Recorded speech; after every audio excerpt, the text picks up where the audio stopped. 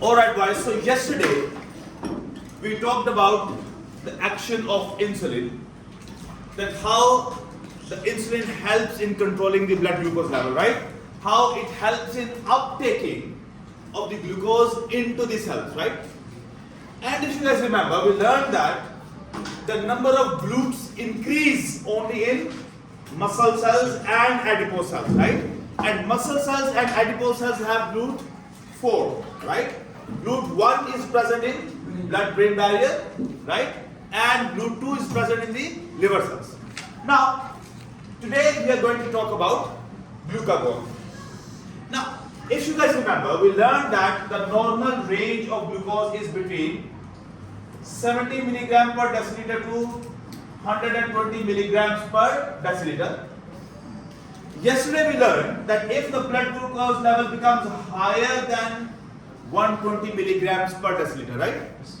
Today we are going to discuss that if the blood glucose level becomes below 70 milligrams per deciliter. Now, if you guys remember, yesterday I told you guys when the beta cells, who are also receptor cells, they will detect that blood glucose level has fallen below 70 milligrams per deciliter. They will stop the production of insulin. And at that time, the alpha cells, they will start producing glucagon. Now, the glucagon that will travel in the blood and will reach to the liver cells. Now, let's suppose that this over here, this is a liver cell.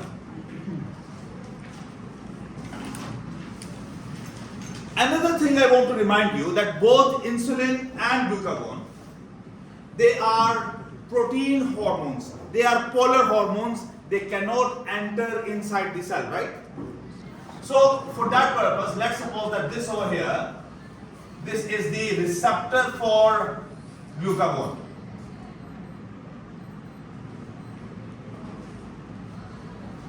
We also know that with the receptor,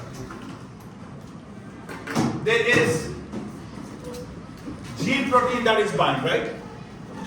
We also know that in this cell membrane, there is another protein which is called as adenylyl cyclase, right? Now, what happens that when the glucagon, let's suppose that this is what? This is glucagon molecule. It binds to the receptor. In that response, this G protein, it will become active. And this active G protein, it will go and it will bind to the adenylyl cyclase. When it will bind to the adenylyl cyclase, in that response, what will happen? One ATP molecule will be broken down to form one CAMP molecule, and obviously what will happen? Two molecules of inorganic phosphate, they will be released. Now we know that CAMP means cyclic adenosine monophosphate, and we also know that this is called what? A secondary messenger.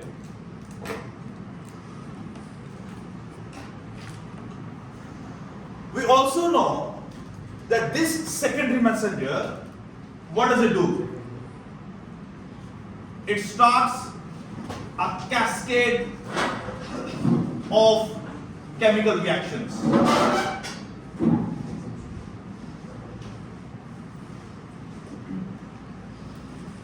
Now, question is, what is that cascade of chemical reactions? Now, please pay attention. That cascade of chemical reactions, that this CAMP first of all goes and it acts onto an enzyme which is called as, which is actually the inactive form of that enzyme. That is the inactive protein kinase enzyme. And this is inactive protein kinase enzyme A. When the CAMP will go and it will start the cascade of the chemical reaction, this inactive protein kinase A enzyme will change into active protein kinase A. Now I am not writing the word enzyme over here after kinase because we know A means that it is what? An enzyme. Right? In your book it's written protein kinase enzyme A. I am not writing enzyme because A means it is an enzyme. Yes. Okay, repeat this again. Yes. What is the inactive? This is an inactive form, Where right? does it come from? It is already present in the cytoplasm. Okay. These enzymes are already present in the cytoplasm, but they are inactive. So can inactivate? Yes. It starts, it's a secondary messenger, right? Starting this cascade of chemical reaction. What is the meaning of cascade? That let's suppose that there are some, you see, marbles present, right? If I roll one marble and it hits the second one will hit with the third one will hit with the fourth one. A cascade will start. A chain of the reaction will start. The word cascade means what? Chain.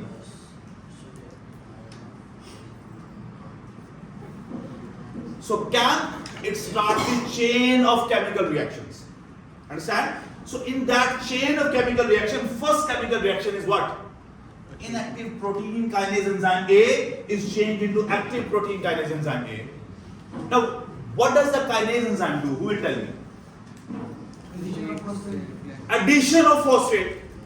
Right? So actually what will happen? A phosphate group will be added over here. Then this active protein kinase enzyme A, it will act on another enzyme. There is another inactive enzyme, that is inactive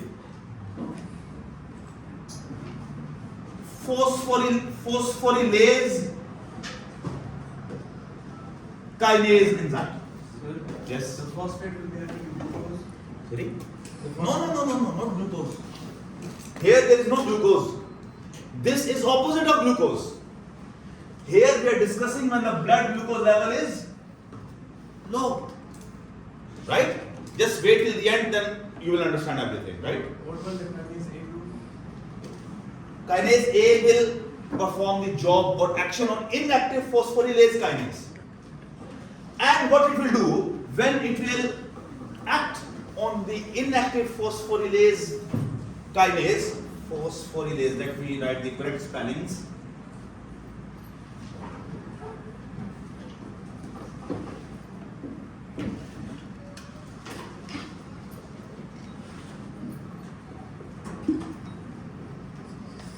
It will act on inactive phosphorylase kinase, and this inactive phosphorylase kinase enzyme will change into what? Active phosphorylase kinase enzyme. Again, it was a kinase enzyme. So what it will do? It will add a phosphate into this enzyme to make it what? Active. Next step, what will happen? That this active phosphorylase kinase enzyme, it will act on the glycogen phosphorylase.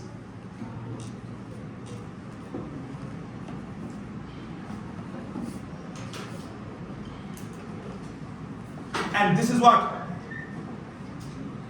This is inactive glycogen phosphorylase.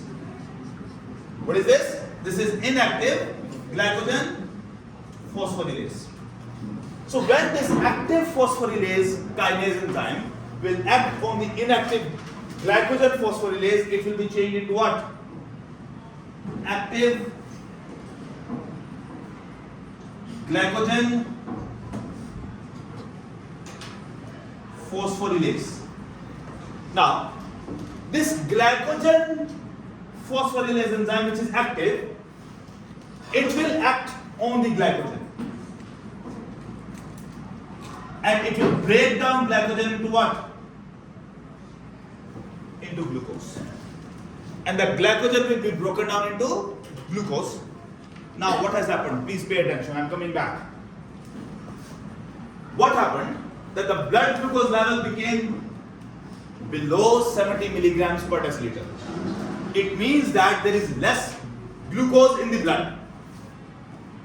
The beta cells detected this low blood glucose level. They stopped the production of insulin. And at the same time, the production of glucagon started. Now here I am going to use a word that insulin and glucagon, they are both antagonistic to each other. Antagonistic to each other.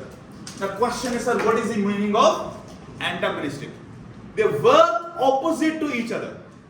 Like when we say that muscles always work in pair and they are antagonistic, means that when I am bending my arm, my bicep is contracting and my tricep is what? Relaxing. They both are working opposite to each other. We call this phenomenon as antagonism.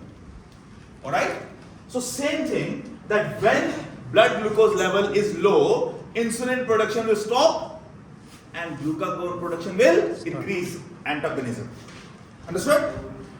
That glucagon will come and bind to the receptor present on the cell surface membrane of the liver cell. Because of that, the G protein will become active, will go and bind to the adenylyl cyclase, which will break an ATP molecule and a CAMP molecule will be formed, which is actually called what? A secondary messenger, and it starts a chain of chemical reactions. Among the chain of chemical reactions, first reaction is that there is an inactive protein kinase enzyme A. The question is in your mind, why this enzyme is inactive? Because at that time the glucose level was normal, right? And excess glucose needs to be stored where? In the liver cells and in the muscle cells. Understand? So at that time this enzyme will remain inactive till the time the glucose level is normal or higher, right? But once the glucose level becomes below, then this enzyme will become what? Active. And how it will become active? Because of CAMP. And it will change into active protein kinase enzyme A. This protein enzyme, you see kinase enzyme A, will change the inactive phosphorylase kinase enzyme into active phosphorylase kinase by adding a phosphate group. Then this active phosphorylase kinase enzyme will change inactive glycogen phosphorylase into active glycogen phosphorylase. Again, kinase, right? Now let me mention, right? So what it will do? It will start converting glycogen into glucose. Now what has happened? Glucose concentration will increase inside the cell. Glucose concentration will increase inside the cell. And in the cell, what is present in the cell surface membrane? This is liver cell, so I am writing GLUT2, right? So this glucose, which is in higher concentration now, will start going out, where there is low concentration in the blood. Understand? Now what will happen? When the glucose will leave the liver cells, hepatocytes, and go into the blood glucose concentration will start increasing. Right? And it may become 70, 80 or 90. Now, maybe you have seen that some of your elders, when they go to hospital for the, you see diabetes, you see like checking their diabetes, the doctor tells them to come fasting. Don't eat before coming to hospital for the test of glucose. Now, at that time, if the value the doctor gets during fasting is 90 milligrams per deciliter, it means that the person is 100% healthy, right? But if during fasting, not eating anything for about 6 hours, if it is above 120 milligrams per deciliter, it means that the person is diabetic. It means that the person is diabetic. It means one thing. It means that the cells are not accepting the glucose. Cells are not taking up the glucose. The question is, why the cells are not taking up the glucose? The doctors and the scientists and the researchers, They are still trying to find it out. But they are not sure about this, but they are assuming that reason. You see, this thing is called as insulin resistance.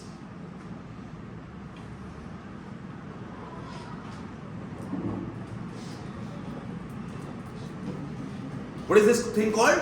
Insulin resistance. Now, what is insulin resistance? That insulin is there enough in the body, but the cells are not responding to the insulin. The cells are not responding to the insulin. Now, what is the reason behind it? Some doctors say, or some scientists say, that the reason behind is obesity. I will tell you the reason why obesity, right? Some say lack of physical activity. That if there is not enough physical activity, that can also lead to the insulin resistance. Now let's first of all talk about obesity. Now, a person who is fat, who is obese, has huge amount of adipose tissue, right? Now, adipose tissue means what? Fat tissue.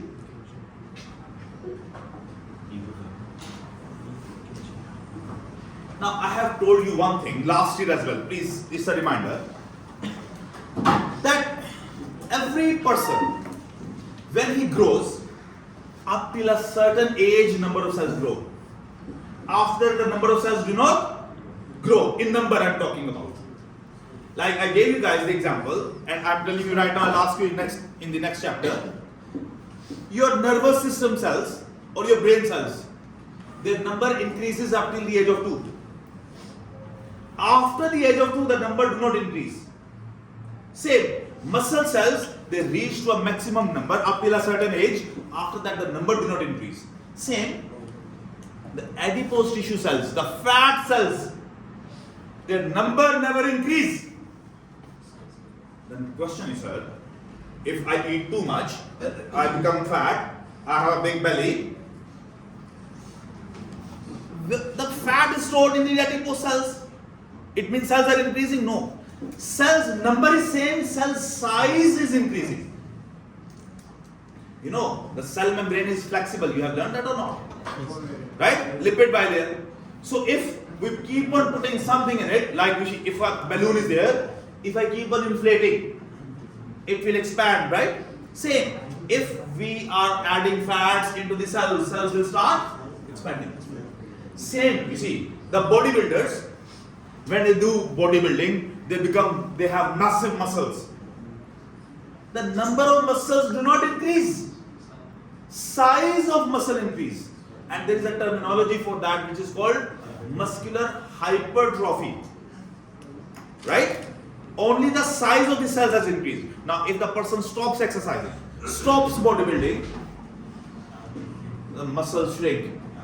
The number of cells will not decrease. Size will come back to its original size. Understand? So, what happens? Let's suppose that in the beginning this was the size of an adipose cell. Right? The person keep on eating a lot of sweets, a lot of fatty things, fried food, and the cell became this much. Now, the cell has become larger. Surface area to volume ratio has decreased. Surface area to volume ratio has decreased. Now, the volume is huge, but surface area is less. Right? And because of that, what has happened? Number of glutes, will they increase or decrease? According to volume, they are less glutes, right? So less glucose will enter according to the volume. Right? Now, it can take up glucose because its volume is massive. But number of glutes are same as were present in this cell. So same amount of glucose can enter, not more. So what will happen? The cells will not respond to the insulin as required. So glucose will remain in the blood. So as the glucose will remain in the blood, what we will call it as diabetes. Blood glucose level will become higher. Here the same thing happened with the muscle. No. No. Why? Because in the muscles what happens? That the muscles, they store the glycogen and they use it within the cell. Now when I am talking about glucagon action, did I talk about muscle cell? I only talked about the liver cell. So release of glucose by the breakdown of glycogen happens from the liver cells to the blood. Understand? The muscle cells, they consume the glycogen stored within them. Understood? And that will happen by the same process. That will happen by the same process, but they will consume it within the muscles. Alright? Yes. So a cell is able to produce glutes vesicles. Yes. So can they increase the number of glutes on the cells then? They can, but they are also over there. Right? And even you see, and another thing, when we say insulin resistance, like you see, you have heard that if a person takes 1 pint of alcohol one day, second day, third day, after some time same amount of alcohol will not produce the same effect. Right? So when a person is keep on eating a lot of sugary foods, in response more and more insulin will be produced, right? Eventually what will happen? Due to remaining of higher glucose levels in the blood, higher insulin will remain in the blood, and eventually the cells will stop responding to it. They will become used to of it. Understand? So because of that, that is called insulin resistance. One more thing, then we'll stop this topic and the other next topic will start. That is about adrenaline hormone.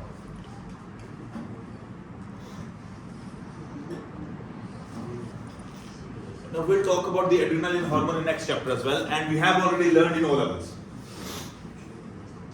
The adrenaline hormone is produced during flight or fight response. Now what is this flight or fight response? Whenever there is some emergency, you do two things. Either you stand your ground or you run away. Right? So flight means running away, fight means standing your ground. Alright? So at that time, this adrenaline is released. Now adrenaline, you remember, it increases your heartbeat. Right? It helps in dilating your pupils so that you can react to the stimulus. And at the same time, adrenaline converts glycogen into glucose as well. Because for reaction you require energy. Energy comes from respiration. And for respiration, glucose is required. So how will the adrenaline act? Now adrenaline's action is exactly the same as glucagon. Adrenaline action is exactly the same as glucagon. But the receptor for adrenaline will be a different receptor. Receptor for adrenaline will be a different receptor. So what will happen? That let's suppose that there is a different receptor. Let me draw it with the blue color. This is the receptor of adrenaline, right?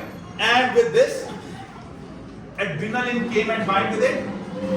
The G protein activated went and bind to the adenylyl cyclase. CAMP is produced, and the same cascade of reactions, same chain of reactions will take place. Understand? And at the end, we'll get back glucose. Understood? And in the muscle cells, this glucose will not go out. Because for running away, you need energy. Or even for reacting, you need energy. So your muscles will use that energy, use that glucose within their cells. Understood? So this is about the low blood glucose and glucagon. Another thing and last thing about this topic, that both insulin and glucagon, they are working by negative feedback. On first day of this this chapter, homeostasis, I gave you guys this example, right? And who remembers the definition of negative feedback? Yes. It is the response of a body to counter a change. Very good.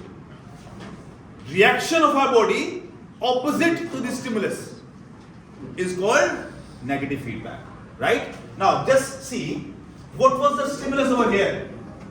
Low blood glucose, right? And in reaction, glycogen changed into glucose and glucose level became what? Higher. So reaction is opposite to stimulus, so what is it? Negative feedback. Alright?